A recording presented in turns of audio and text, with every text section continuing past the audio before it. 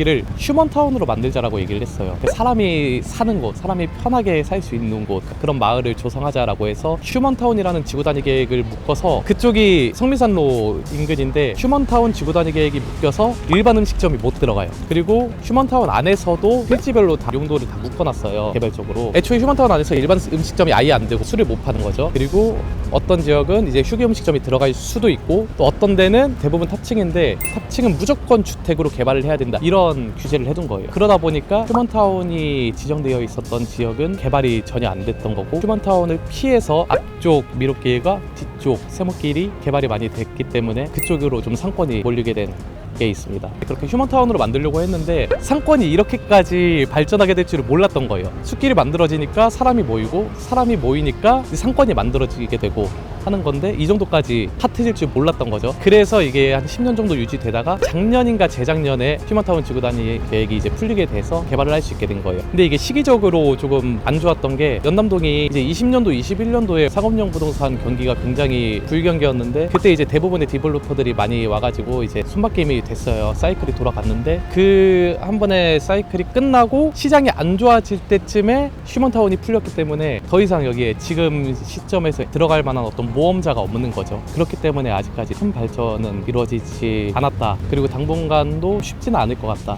라고 생각이 들고요. 연남동 상권은 크게 이렇게 볼 수 있으면 될 것 같고, 연남동의 빌딩 투자 방향성, 시장 상황 이런 것들을 좀 말씀드리면은, 건물들을 보시면 되게 작아요. 아기자기해요. 그래서 평수가 작기 때문에 건물도 작고, 그렇기 때문에 총매매가가 굉장히 낮단 말이에요. 그래서 이제 매각 사례된 것들을 보시면은 금액대가 다 50억 미만이에요. 현금 5억, 현금 10억 들고 있는 분들이 서울에 이제 투자를 할 때 메인 상권에 들어가기에는 굉장히 힘들거든요. 근데 연남동 같은 경우에는 토지 자체가 작다 보니까 총매매가가 굉장히 가벼워서 그런 이제 소액대로 갖고 있는 투자자분들이 우후죽순 들어갈 수 있는 그런 상권이 됐었던 거죠. 지금 시점에서 보면은 팔린 것들을 보면은 대부분 금액대가 30억대, 40억대예요. 한번 리사이클이 돌았으니까. 그래서 내놓은 것들, 그러니까 매물에 나와 있는 것들을 보면 이제 막 60억대, 70억대 이렇게 나와 있거든요.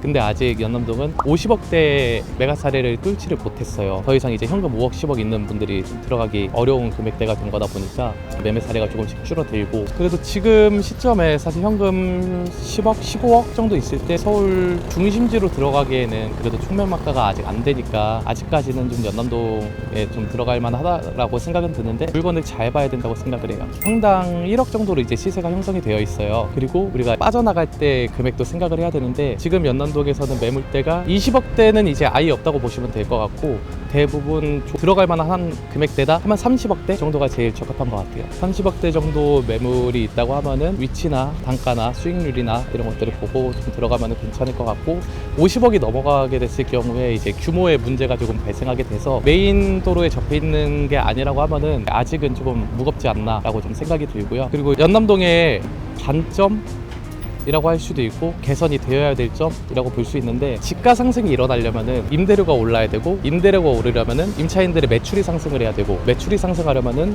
사람들이 많이 모여야 돼요. 연남동 같은 경우에는 낮에 보시면은 사람이 굉장히 많아요. 저녁 되면은 사람이 없어요. 전부 다 연남동에서 낮에 다 데이트 즐기고 저녁에 옆에 있는 이제 홍대 상권으로 넘어가게 된단 말이에요. 결국에 이제 저녁에 어떤 소비할 수 있는 컨텐츠가 없다는 거죠. 상권에 한계가 있다 볼 수 있을 것 같은데, 근데 이거를 반대로 얘기를 하면은 연남동 상권에서 저녁 상권 까지 어떤 잡을 수 있는 컨텐츠가 만들어진다고 하면은 한 번 더 연남동 상권이 펌핑될 수 있는 어떤 잠재력을 갖고 있는 거지 않나 라고 생각이 들어요. 그래서 오늘 갑자기 날씨 좋다고 연남동까지 뛰쳐나와서 좀 카메라를 들게 됐는데, 다음에 또 제가 재밌는 상권 찾아가지고 설명드릴 수 있는 시간 한번 잘 만들어 보겠습니다. 다음에 뵙겠습니다. 감사합니다.